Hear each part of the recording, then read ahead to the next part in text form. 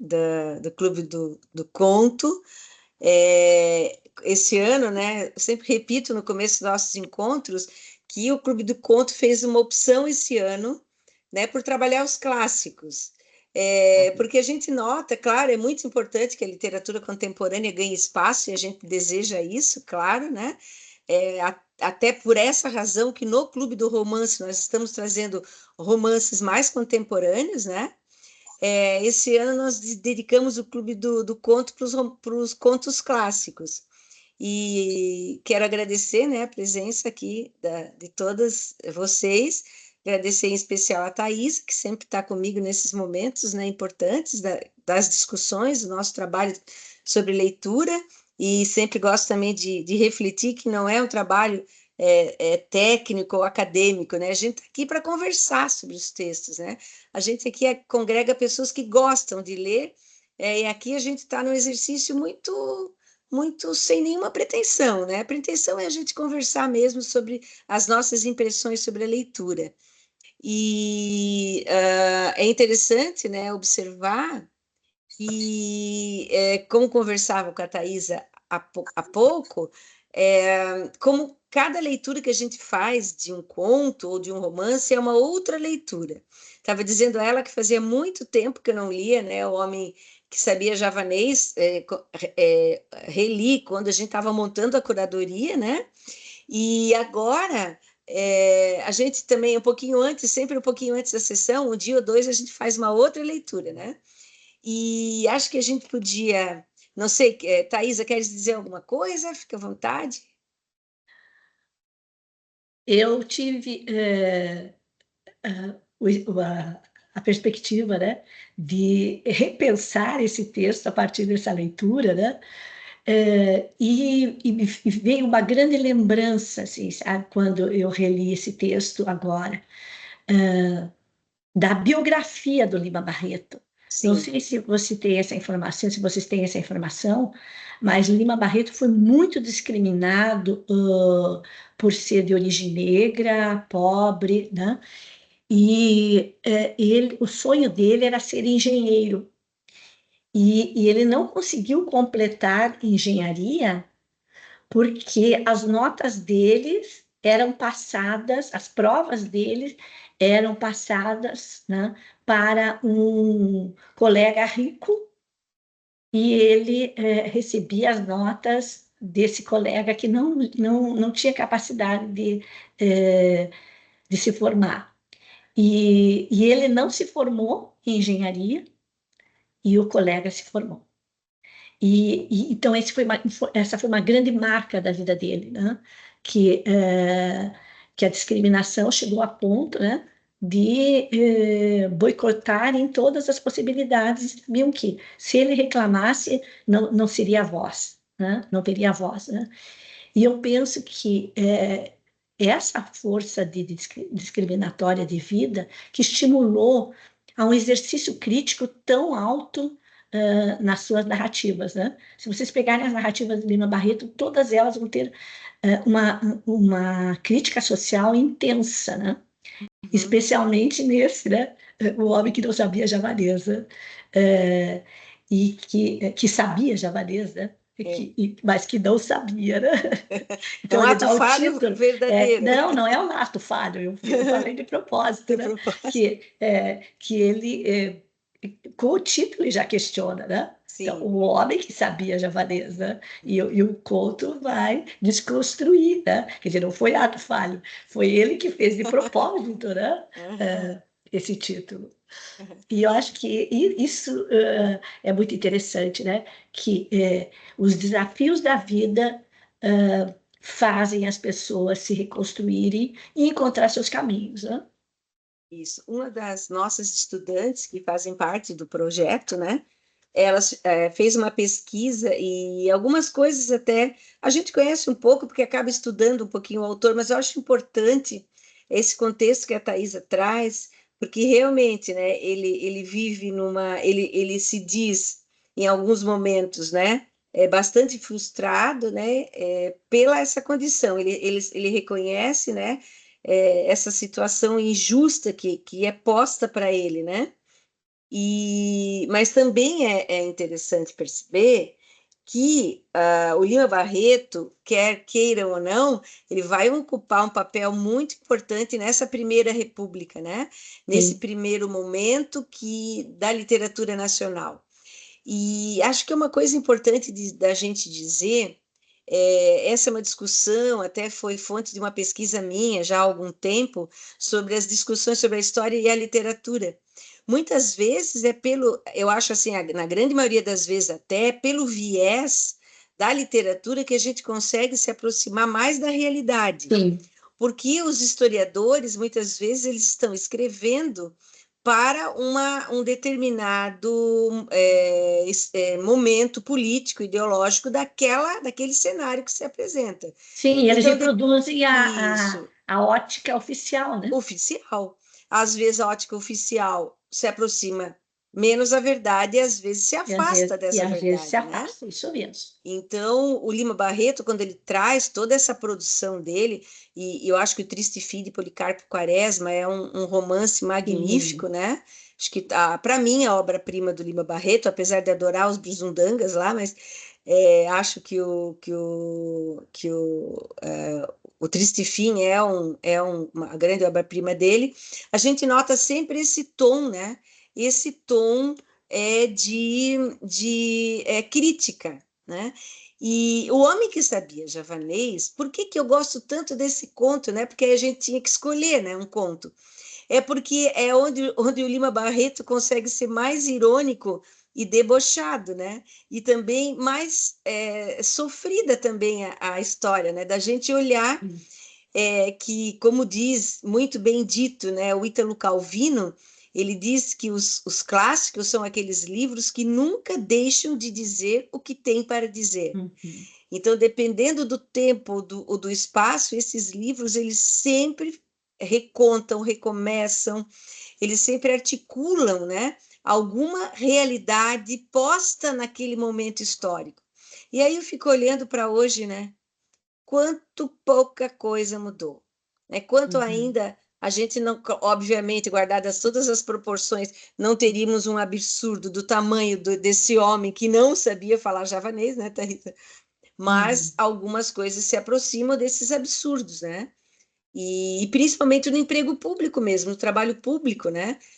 Às vezes aquele trabalhador público que faz o concurso, que se esforça, que é dedicado, é colocado tudo no mesmo balaio, né? Se confundindo com as pessoas que são indicadas politicamente. E é uma pena isso, né? Então, o Lima Barreto um pouco que denuncia isso, né? Ele um pouco que fala sobre isso, né? Sobre esse homem que não sabia falar javanês. E eu fico pensando, né? Ele poderia ter escolhido qualquer outro, né? Um homem que não sabia japonês, um homem que não sabia qualquer outra língua, né? Acho que é a primeira coisa que eu queria trazer aqui, né? Ele vai escolher uma, uma língua que com certeza pouquíssimas pessoas saberiam atender, né? E aí é que vai, aí toda a E ele história traz, começa. né, para esse homem, eu acho que eu gostaria de complementar, né, Sim, ele traz para sim, esse personagem, né, características eh, de pessoas que não são olhadas pelas suas etnias, né? Que são aqueles que, os pardos, né? Que são classificados como um grupo que não tem uma marca étnica, né? Eu acho muito sim. interessante isso também. É, e então também afastado daquela cultura que se diz uma cultura de prestígio, Sim, né? a Então, margem não dessa cultura de é a prestígio. margem dessa cultura de prestígio.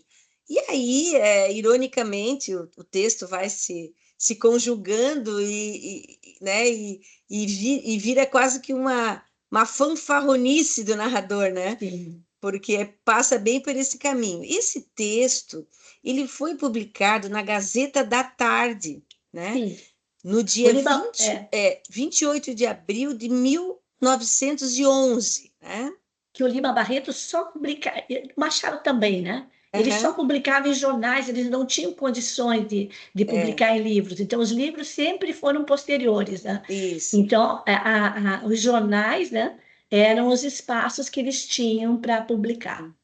E também Alencar também fez isso, né? isso, o próprio Manuel de Macedo, né, que é Sim, um dos precursores de uma literatura mais nacional, né, se assim a gente poderia chamar, né, esse exercício do jornal é um exercício muito recorrente. Até chama atenção, né, porque nós estamos falando de 1911, começo do outro século, né, e é interessante que meu pai era um homem que nasceu em 1911, né? Quando eu nasci, meu pai tinha 50 anos. Então, eu fico olhando para essa data que é possível, sim, conviver com pessoas que nasceram em 1911. uhum, Quando ele se foi, eu tinha meus quase 30 anos, ainda convivi bastante tempo com ele, né? Apesar do distanciamento de idade. Então, essa data, né? O Brasil já vivia uma influência muito severa dessa passagem, né? Da monarquia. A gente está falando de 1889, né? E uhum, 1911 é um tempo muito curto para que uma democracia se estabeleça, né? E a gente vivia muitas marcas ainda monárquicas, observando inclusive o texto, né? Que ainda havia aquele título de barão, sim, apesar, né, da gente já ter se afastado quase 2 décadas, né, tanto da abolição quanto do advento da República. Então, o que é interessante nesses textos é justamente poder olhá-los também pelas esferas paralelas, né? Entender que esses textos têm uma razão de ser no período que eles foram constituídos, mas também compreender que esse é aquele texto a qual se referia o Calvino. Ele nunca deixa de dizer aquilo que tem para dizer. Quiséramos nós, né, que não fizesse mais sentido para nós o texto hoje, né? E o Machado, como fala de uma república de fachada, né? O Sim, Lima Barreto também está falando disso, né? isso. Uhum. Porque esses títulos, como nós sabemos, eram títulos forjados, né? Sim, Eles não sim, eram títulos familiares, eles foram forjados. E apesar de serem forjados, eles foram mantidos na República. sim, sim. Né? Uhum. Então, eu acho que o Lima Barreto, como Machado, consegue colocar nas suas literaturas, né, a República de fachada. A República de Fachada. Fica muito E nítido. é interessante perceber também que esses dois autores, né, hoje eles estão num espaço canônico da literatura, tanto o Lima, o Machado, claro, né? Agora, muito mais até, né, Ângela, Sofia, Alessandra, Laura, Carolina, não sei se vocês acompanharam agora, 2, 3 semanas atrás, né, uma influencer americana que leu Memórias Póstumas de Brás Cubas e foi para a rede social. Ela foi para a rede social e o romance explodiu tanto nos Estados Unidos como no Brasil de venda. Então a gente fica olhando, né, como que tanto Machado como Lima nunca deixam de dizer aquilo que tem que dizer. E o Memórias Póstumas do Brás Cubas não é minha obra preferida do Machado, mas é a melhor obra dele. A gente precisa compreender isso também, né? Para mim, a grande obra-prima dele é o Memórias Póstumas, e que, aliás, né, parece que reflete muito novamente o país que a gente está vivendo hoje. Né? Quem faz tempo que não leu ou quem nunca leu, acho que é um exercício que todo mundo devia fazer, né? Porque é interessante, caminha um pouquinho nessa direção, né, Thaisa, desse cenário que se apresentava, Sim, né? que, Muito que, que mo- semelhante, e, e né? mostra que algumas questões são permanentes no Brasil, né? Se nós retomamos essa discussão feita pelo Machado, pelo Lima Uhum. Barreto, e jogarmos para a contemporaneidade, o que a gente percebe? Que esse jogo o político não é um jogo claro, né? É um Uhum. jogo de fachadas, né? De interesses muitas De, vezes sim. escusos, né?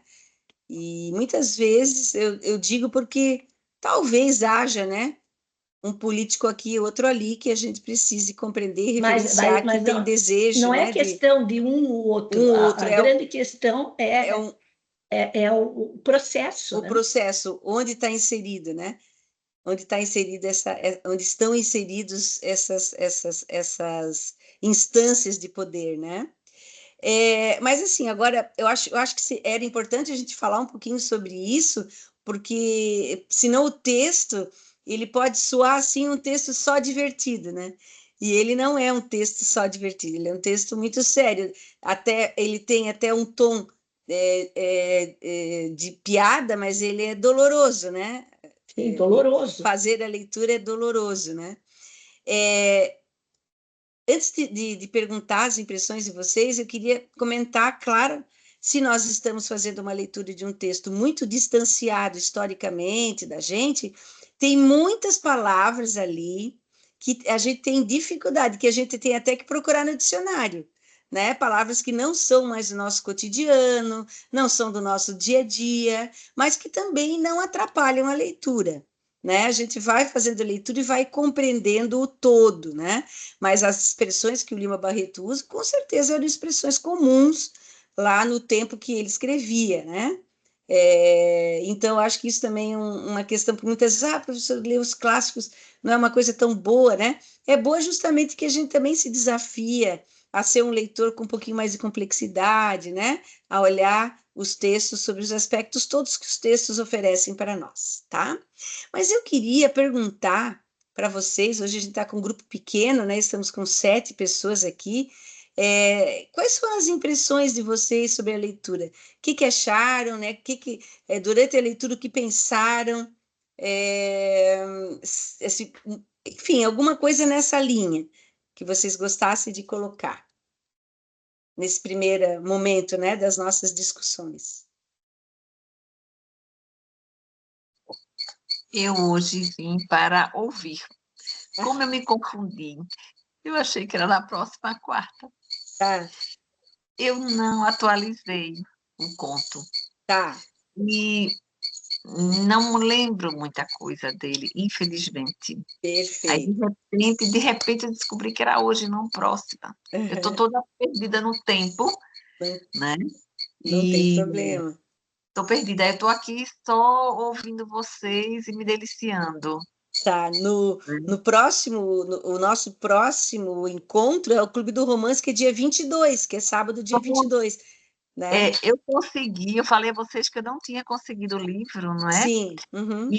Mas minha sobrinha conseguiu lá em Lisboa, está Opa! mandando veja só que percurso, aí está mandando por um amigo comum no Aham. dia 15, então eu vou ter esse tempinho, vou me dedicar, ele não é um livro, né, grosso e tal, Não, ele fiquei é um livro. encantada de assistir a entrevista dele, mas vocês falando da história de Lima Barreto, da questão de cor, né, eu estava ouvindo um rapaz que, na realidade, eu não sei quem é, sabe essas coisas que entram assim, de repente, você está vendo uma coisa, entra outra, Sim, é um africano, e ele falando sobre essa questão da cor da pele, uhum, e ele dá aula sobre África, uhum, né? Com um enfoque que, pelo que ele coloca, mas é daquelas aulas que não terminam, a gente não pode parar, não vai para frente ou para trás. Aí parei agora, não vou, acho que eu não vou conseguir retomar. Ele disse uma coisa tão interessante com relação à cor.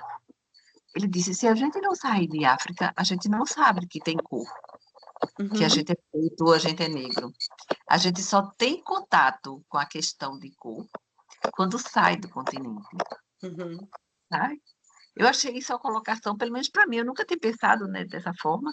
Né, a aula dele é para mostrar assim, viemos da África e tudo vem da África, etc e tal, é um Uhum, curso longo. Mas eu achei interessante, você veja o que Lima Barreto sofreu, né, e uhum. saiu quando eu li, pela cor, Sim, porque havia o contraste, né? E o que está acontecendo é que a população está ficando cada vez, pelo menos a nossa, está ficando cada vez com mais gente, né? Mais negra, a gente está ficando cada vez isso, mais colorida, né? isso. E pode ser que chegue a um ponto em que, por não termos tanta esse contraste da brancura, por exemplo, de vocês com a morenice da gente, eu não era morena, eu era muito mais branca, hoje eu sou uma branca assim meio desbotada, e o sol vai desbotando. Então, eu não sei na minha pele o que é isso, Aham, sim, sabe? isso E aí é. eu fiquei interessada em conhecer esse rapaz, sabe? Uhum, Eu consigo captar, porque ele está trazendo essa visão da África que a gente não tem. Uhum. Isso, e é interessante olhar, né? Porque, veja, eu tive um depoimento não tão recente, talvez uns 4 anos, 5 anos atrás, de uma estudante nossa que disse que só percebeu que era negra quando chegou na escola. Eu acho que já cheguei a comentar isso com vocês, né? Então, quer dizer, o que que é isso, né? Ora, se ela só percebeu que era negra quando chegou na escola, é porque isso não deveria fazer a menor diferença, né? E a gente ainda precisa. As pessoas ficam falando muito disso. Não, nós ainda precisamos chamar atenção para isso, porque existe um espectro racista muito forte, né? E a gente precisa sempre estar atento para poder ficar ligado e denunciar mesmo, no melhor sentido disso, né? E olha só, ele vindo da África, né? Eram muitos iguais, né? Então, quando chega no Brasil, que é um país inegavelmente colorido, eu gostei, adorei, Ângela, nós somos coloridos, né? Aliás, o passaporte brasileiro, ninguém pode dizer que é brasileiro, né? Porque ele é negro, ele é preto, ele é branco, nós temos colônias enormes da China, da Coreia, do Japão, né? Então, nós somos de tudo um pouco, né? Talvez daqui, sabe, né? Daqui a alguns 200, 300, 500 anos a gente não tenha a nossa etnia definida, né? Mas no sentido assim, até uma brincadeira, né? Quem sabe a gente não vai ter a cor do Brasil, né? Acho que já que o Brasil é de todas as cores, né? É. E essa história do Lima é triste. Claro que, junto com isso, né, o Machado tinha algumas vantagens em relação ao Lima, até na função que ele tinha, o trabalho dele, né, ele conseguia transitar em outros campos, o Lima já não tanto. E ele teve assim problemas de saúde severos, né? Ele teve um problema com álcool, né? Que já era meio uma herança da família. Então ele teve problemas mentais. Então, às vezes, também, ele também não teve tanto aquele, eu diria até aquele status, né, Thaisa, que o próprio Machado Sim. tinha, né? E ele coloca, né, o próprio personagem, né? Uhum. Ele só começa a falar depois que ele já estava bêbado, né? Sim, sim, Então, o próprio texto começa, né? Uhum. É, no, é, num diálogo a partir da cerveja, né? Isso. E eu acho muito interessante, né, que num determinado momento do texto, que ele diz assim, vou fazer a leitura do parágrafo. Uhum. Fui perdendo os remorsos, mas em todo caso, sempre tive medo que me aparecesse pela frente alguém que soubesse o tal patuá malaio. E esse meu temor foi grande quando o doce barão me mandou com uma carta ao Visconde de Caruru, Uhum. para que me fizesse entrar na diplomacia. Então, a, a, a grande questão dele, né, é que ele inventou uma história, né, para ser reconhecido, né? Então ele estava sempre na corda bamba, né? Claro. Porque ele não tinha condição, o personagem não tinha condição de se colocar como ele era. Ele É. tinha que construir uma história para ser aceito, né? E deve ser terrível, né? Porque ele sabia que ou ele iria morrer de fome, ou ele iria construir um personagem para ele, Uhum. e através desse personagem haveria a possibilidade de ascensão. Né? É, Então, acho que o texto discute muito, né, isso. Que isso. sociedade é essa, né, que se propõe só a valorizar aqueles que são iguais ou próximos dos Uhum. que estão no poder? Isso. Então a história meio que se resume a isso, Cé, um pouquinho para lembrar, né? Que ele encontra num recorte, né, de jornal, um anúncio pedindo pedindo um professor de javanês. E ele se arrisca, né? E vai, eu vou de qualquer jeito, né? E chega lá, né, para alegria dele, o que ele precisava era ensinar javanês, né, para um senhor já de muita idade, né, e que recebeu de herança do pai um tal livro em javanês, né? Então o que que ele faz? Ele se prepara, né, para ir, ele lê enciclopédias, ele vai atrás para chegar lá pelo menos com alguma coisa na ponta da língua, um boa tarde, um olá, né? E ele vai dessa forma, como esse barão, né? Ele já está numa situação bem triste, assim, no final de vida, as pessoas não estão dando muita importância com o que está acontecendo entre eles, né? E ele vai caminhando e começa, pela atenção que dava, né, nessas aulas, ele começa também a chamar a atenção das outras pessoas que moravam na casa, né? E essas outras pessoas se encantam com ele, né? Acho, nossa, alguém que fale javanês, né? É alguma coisa fantástica, alguma coisa muito interessante, né? E a história toda se desenrola, Ângela e colegas que não puderam fazer a leitura completa, né? Justamente de um diálogo num bar, e esse parágrafo que a Thaisa traz é ótimo. Por quê? Porque ele perde a vergonha, né? E ele também, já no avançado da vida, é que ele toma coragem para contar como ele chegou aonde chegou, né? Então, a história contada pela Thaisa faz muito sentido, né? De alguém como ele, que não consegue ascender a engenharia, mas empresta a nota para o outro, né? Então ele diz assim, essa personagem, né, desse homem que sabia javanês, ele rouba aquilo que poderia ser de outro. E ele se mantém naquela situação, né? E vive na corda bamba o tempo todo. E ele conta para um colega, né? E a partir daí a história toda se desenrola. E é interessante olhar porque eles vão citando cenas de um Rio de Janeiro antigo, um modus vivendi daquelas pessoas naquele tempo, naquele espaço, né? A gente já enxerga também um Rio de Janeiro, talvez, né, Thaisa, não tão descrito pelo próprio Machado, porque ele já descreve uns outros espaços, né? Mas a história toda começa, né, com esse homem, né, conversando com o amigo Castro. Então, Castro é, na verdade, o interlocutor dessa narrativa, né, que é uma narrativa em primeira pessoa, com vários discursos diretos, né, vários diálogos, né, e aí é interessante entender que a gente encontra, né, ah, alguns trechos da história, né, que são bacanas, assim. Deixa eu ver aqui. Aí, quando ele já está, né, meio que encaminhando essa questão do trabalho, ele diz assim: ao cabo de 2 dias, recebi uma carta para ir falar ao doutor Manuel Feliciano Soares Albernaz, barão de Jacuecanga, a rua Conde do Bonfim, não me recordo bem o número. E preciso não te esqueceres que entre mentes continuei estudando o meu malaio, isto é, o tal javanês. Além de alfabeto, fiquei sabendo o nome de alguns autores e também perguntar e responder: como está o senhor? E 2 ou 3 regras de gramática, lastrado todo nesse saber em 20 palavras do léxico, né? Então, o que é? Ele dominava 20 palavras do vocabulário javanês, né? E pronto, e só, né? E aí, a partir disso, o que se configura, né?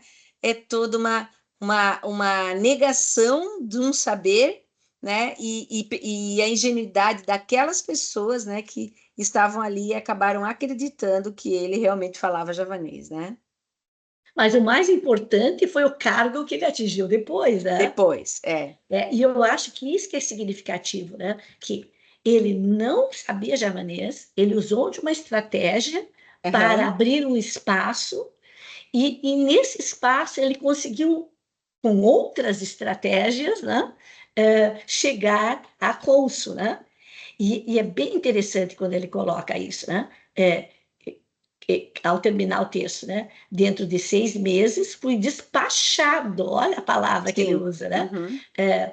Cônsul em Havana, onde estive 6 anos e para onde voltarei a fim de aperfeiçoar os meus estudos das línguas da Malaia, Melanésia e Polinésia. Então, o que ele quer dizer? Ele teve a chance. Quando ele teve a chance, ele foi estudar. Uhum. Então, ele não usou a chance para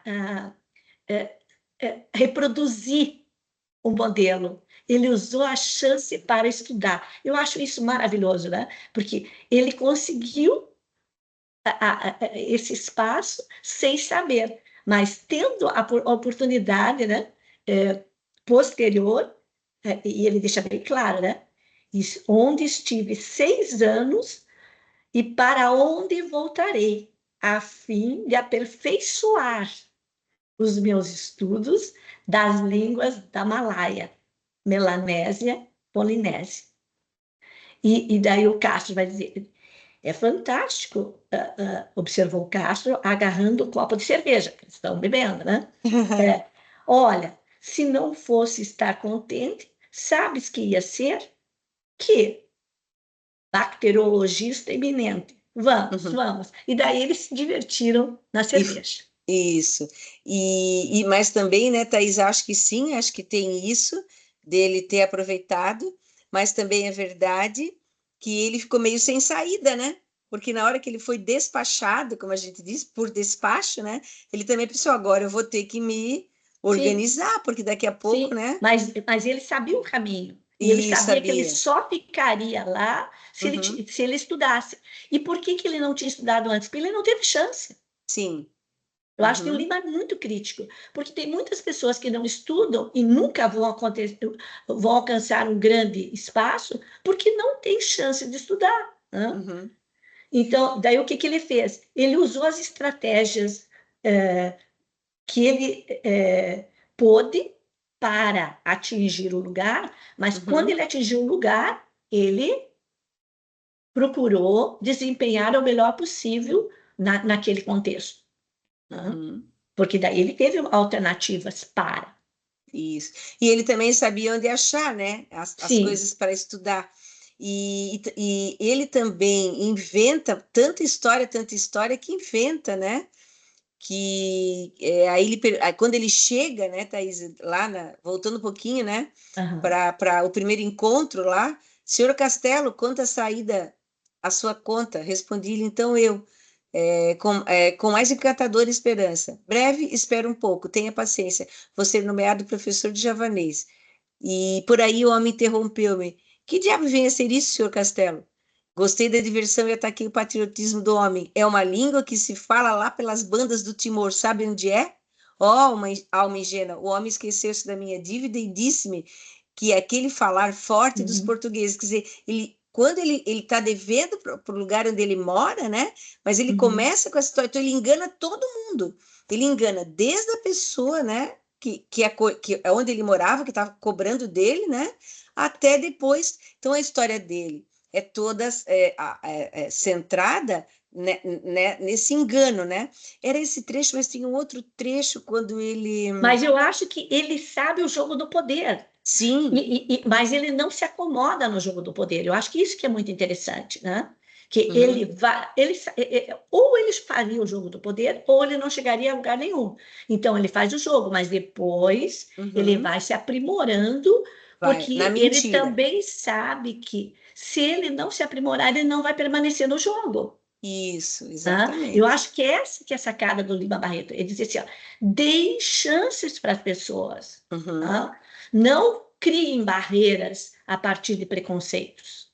Porque as pessoas que vivem o preconceito, elas vão tentar mostrar outras facetas da realidade. Vão tentar mostrar que aqueles preconceitos não se sustentam. Apesar de que a história em si, ela trabalha nesse viés, mas ela também denuncia, né, alguns aspectos de como enganar, né? Então, ela é dúbia como é dúbio o espaço do poder, né? Como porque você mesmo disse, é o jogo né? da vida, né? É o jogo da vida. Ele tinha que se virar, né? Da vida. Aí, mas o pedaço que eu queria mostrar era assim, ó. Quando ele chega já, né?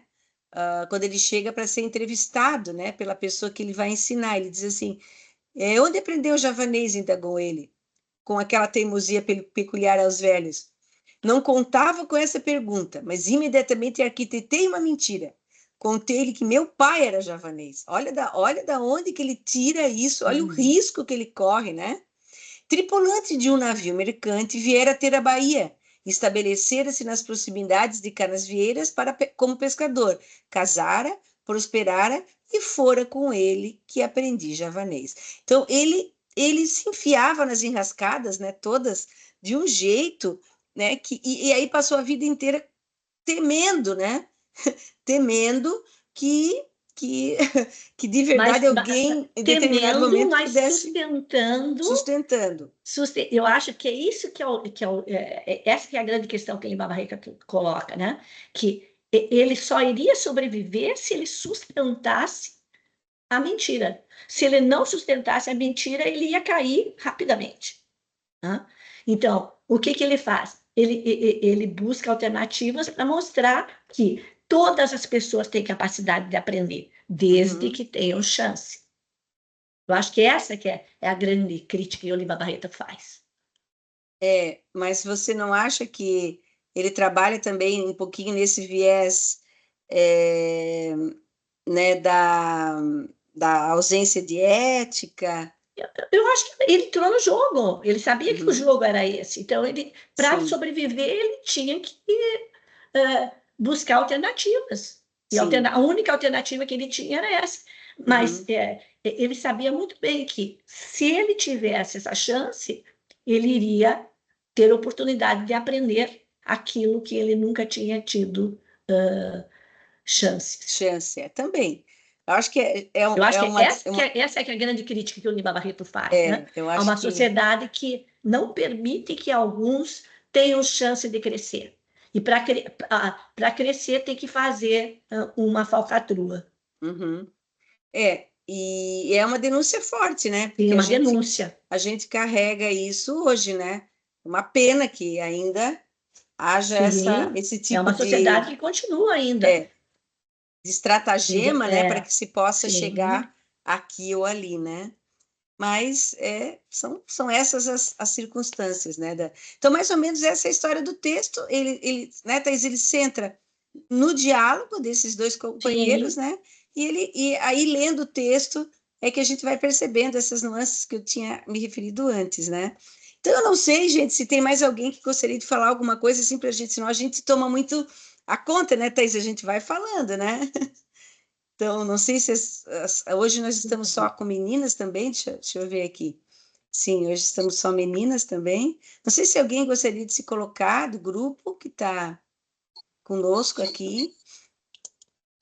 Eu queria colocar uma coisa assim, estou adorando, né? Porque estou lembrando vagamente algumas coisas do conto e vendo assim a questão da atualidade, né? Sim. Recentemente, e eu acho muito interessante assim. Eu lembro que quando eu li, eu fiquei meio abusado com o rapaz, não é? Porque ele estava abusando da boa-fé do cidadão. Mas é como a Thaisa diz, ele tinha que sobreviver. E ele dá a Uhum. volta por cima, né? Ele volta aos eixos. Aí vocês falando, eu me lembrando de uma pessoa que nós conhecemos aqui, eu e meu irmão conhecemos, a família conhece muito de perto, e que ele está participando de encontro, lives, sei lá como é que se pode chamar, sobre medicação, como se ele fosse um pesquisador com outro nome, a gente conhece, ele bota a cara dele no vídeo. Então, ele é um pesquisador, é, é, o trabalho dele tem assim, base em várias universidades, aí colocam assim as logomarcas das universidades, e é mentira, né? É tudo mentira. Aí eu acho interessante porque você veja, ele inventou um idioma que ninguém falava. Sim, Então, se ele Uhum. dissesse Hanchichichon, todo mundo achava que aquilo era o javanês, exato, não exato. é? Então, por mais que fosse aético, o que ele fazia e de fato era, Era né? Se a gente contextual, né? era, e se a gente comparar com o que está acontecendo agora, você vê, agora sim, é uma coisa a ética completa e absoluta, você botar sua cara, dizer que você se chama fulano, Sim, que você é um pesquisador, que você é um médico, e você recomenda remédio, que é mais grave ainda, é mais grave entendeu? ainda, né? É muito, Mas é contexto, por isso que esse texto ele ainda é super atual, né? porque o ser humano é o mesmo, não é? não muda Uhum. tanto, a gente não conseguiu mudar, É, né? Mas eu estou adorando ouvir vocês, que eu estou tá. me lembrando de algumas pequenas passagens. Mas tem alguém que levantou a mão, Isso, a Laura. Laura. A Laura está pedindo para conversar. Pois não, Laura. Não, só queria comentar que ao longo da leitura fiquei me lembrando bastante dos textos do Veríssimo, né? Que também tem essa coisa da mentira, ou de como que as pessoas vão se organizando, assim, né? Falando coisas que não são verdade, e o que isso vai acarretando, né? Me lembro de um em que ele perguntaram se você me conhece? E aí, para não ficar chato, né, a pessoa falou que conhecia, mas que, na verdade, isso foi levando a uma série de outras coisas que não estavam ali programadas, né, porque, de fato, não se conhecia, né, então não tinha como justificar como sair a partir daquilo. E aí eu achei interessante porque me fez lembrar isso também. Uhum. E também esse tom, né, Laura, que o Veríssimo tem. O Veríssimo, claro, é mais escrachado, porque a linguagem está mais próxima da gente, né? E são crônicas, né? Que o Veríssimo também trabalha, aí o viés da crônica também é mais propício, né? Para esse tipo de discussão. Mas é interessante, sim. Agora, um aspecto interessante que também a gente poderia chamar a atenção a partir dessas relações que você fez com o Veríssimo, Laura, que eram contos, mas eram contos escritos nos jornais, né? Então, Uhum. eles sabiam que o público era um público mais amplo. Então, eram contos que ficavam muito próximos da crônica. Isso, verdade. Esse particularmente, né? Porque até Sim, pelo o próprio ambiente de Machado escrita. diz isso, né? É. Que os Muito textos dele interessante ficaram essa perspectiva. muito próximos da crônica porque eram publicados em jornais. Oi? Você falou alguma coisa, Ângela? Eu falei que era interessante essa perspectiva sobre ser próximo, que é uma coisa que eu não Isso. tinha me dado conta, não sabia, enfim. Muito bacana. E também isso que vocês estavam falando antes também sobre as palavras mais, talvez não tão comuns, assim, Sim. né? Aham. Quando eu leio, eu geralmente marco, eu tive um professor de literatura e português também, que ele sempre dizia para a gente marcar umas palavras, assim, que a gente não conhecesse, e depois tinha uma questão, né, de cair na prova umas palavras diferentes para a gente ir se aproximando, se apropriando. E Sim. eu sempre marco, e tinha bastante coisa assim nesse, assim. Bastante. Depois eu fui ver de quando era, né? Então, Aham. realmente, eu me É. lembro que a minha bisavó falava coisas, e ela Sim. nasceu ali em 1914, então é mais ou menos Isso. próximo, né? Então, eu me Isso. lembrei disso também. Exato. É porque em Portugal se fala só coisas, ainda hoje não se fala coisas lá, É. fala É, coisas. mas veja, isso é uma percepção que a gente vai notando, porque a escrita, eu não gosto dessa palavra envelhece, né? Mas a escrita, algumas palavras não passam a ser substituídas por outras com o mesmo significado. Mas Ela o que capta o momento, né? captam os momentos, né? A nossa língua, ela é uma língua viva, né? Uma língua em movimento, né? E por isso que ela capta o momento histórico. Isso. E quando e também muitas coisas, muitos objetos que eram citados ali, né, Laura, não existem mais hoje. Por exemplo, o pince-nez, que era aquele É, óculos que vai na aquele ponta do óculos nariz, que você é, segurava com uma cordinha. Então, sai do vocabulário, a gente sabe o que é, porque, como professor de língua, a gente estuda, né? E lê. O Machado tem várias palavras que na época não, ou que hoje não existem mais, como cabriolé, hoje para nós, é um carro porque conversível. a Na gente tem que época era. pensar o seguinte, que o Uhum. francês ele era introduzido naquele período dando status à língua, né? Então, Isso. várias palavras eram ditas em francês para garantir o status da língua. Para garantir né, eu sempre esqueço dessa palavra, mas enfim, para garantir o status da língua. E a gente vê também que as palavras vão permanecendo, mas elas vão migrando. Mas o que se precisa ratificar de forma forte, né, é que esses textos vão continuar dizendo para nós, conversando conosco, porque eles têm um viés de humanidade muito forte. Esse viés de humanidade que é muito bem dito pela Ângela, né, que ainda não tem uma mudança significativa. Hoje nós lutamos por algumas mudanças, né, e que estão talvez começando a mexer, né, a montanha pesada, o tijolo pesado ainda um pouquinho, mas eles precisam, anos dizendo a mesma coisa e ainda a gente precisa dizer, né? Então, mesmo a comparação entre o Veríssimo e o Lima Barreto, especificamente nesse trabalho, né, é absolutamente pertinente por causa disso.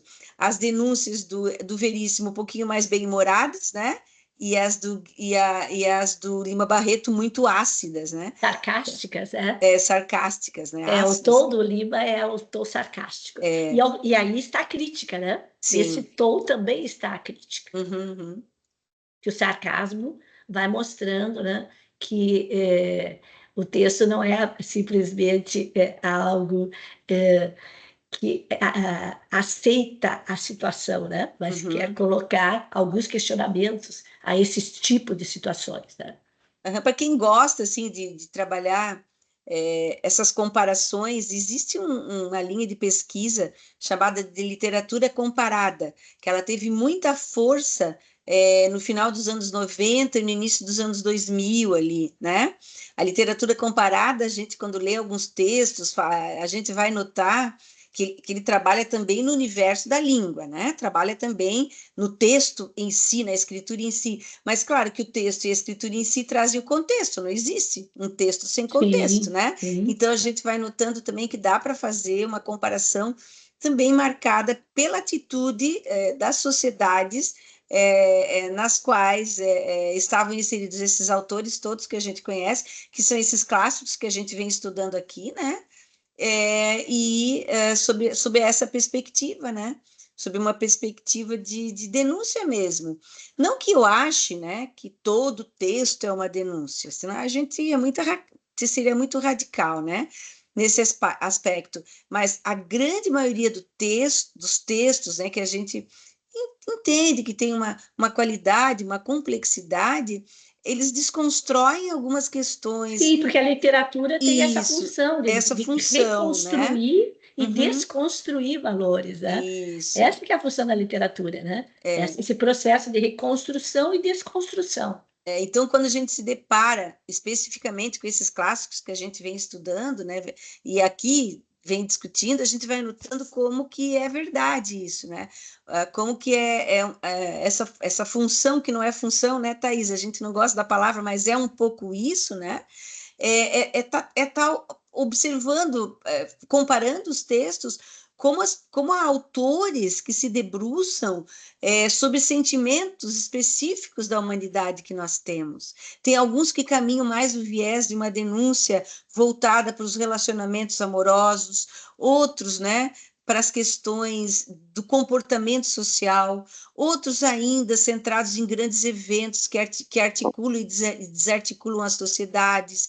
Então, a gente vai vendo, né, que quando a gente olha um pouco para as produções, inclusive as contemporâneas, a gente vai percebendo esses traços, né?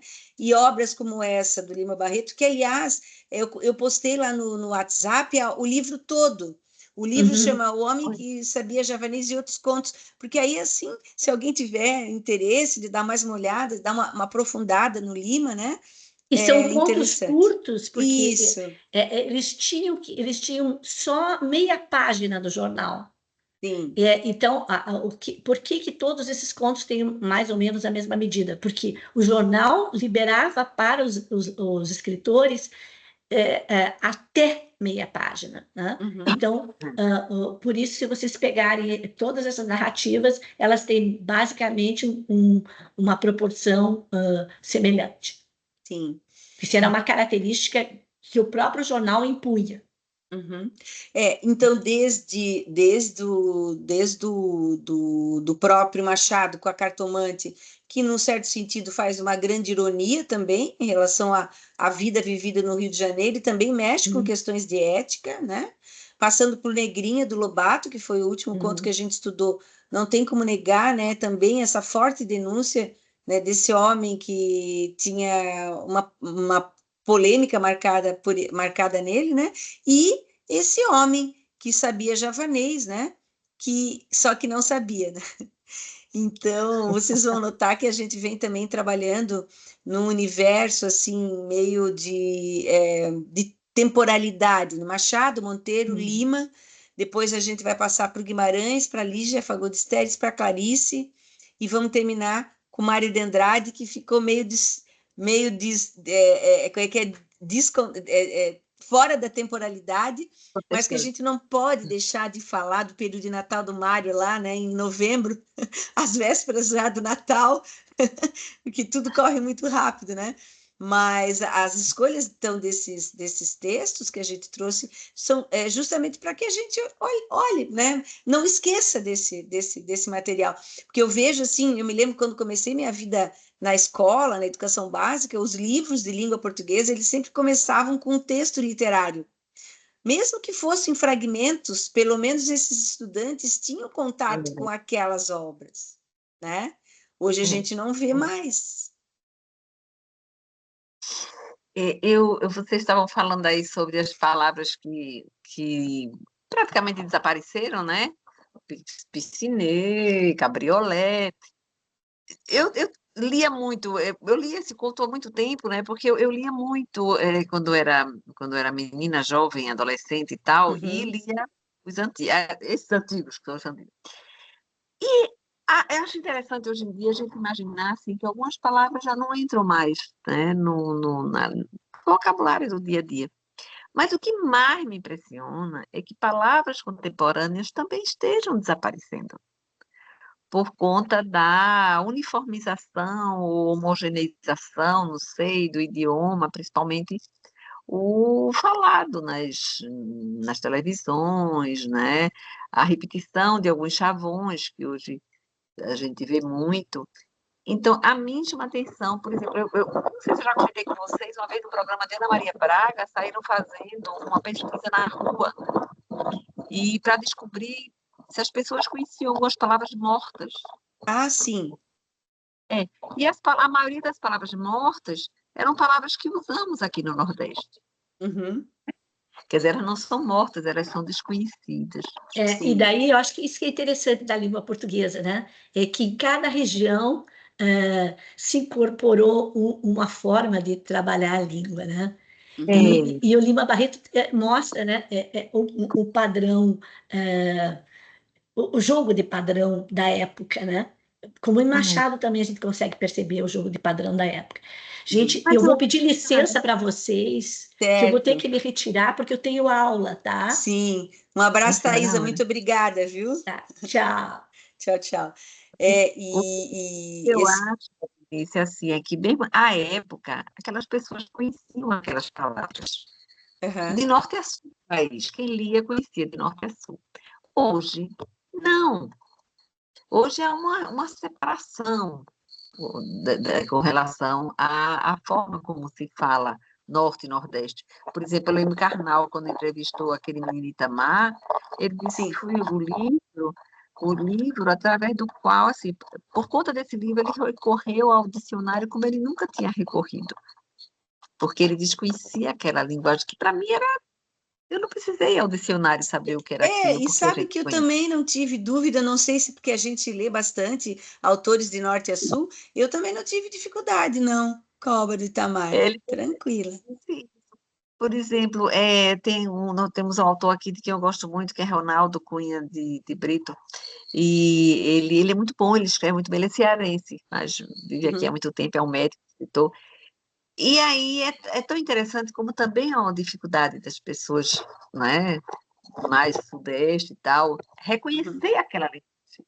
Sim, tem também, eu acho isso muito interessante, porque é atual. É o que se fala hoje, que ainda hoje não é conhecido em outras regiões, né? Isso então, mesmo. Eu acho isso assim tão interessante. Eu gosto tanto que se mantenha essa riqueza das regiões, sabe? Sim, eu acho que sim. E também eu noto, né, quando eu vou esporadicamente ao Nordeste até. Eu gosto muito daí. Eu sou uma pessoa da água. Aqui em casa o povo não gosta muito de água, então não gosta muito de ir para lugar de praia. Mas sempre que eu escolho, quando é minha vez de escolher, é sempre o Nordeste, né?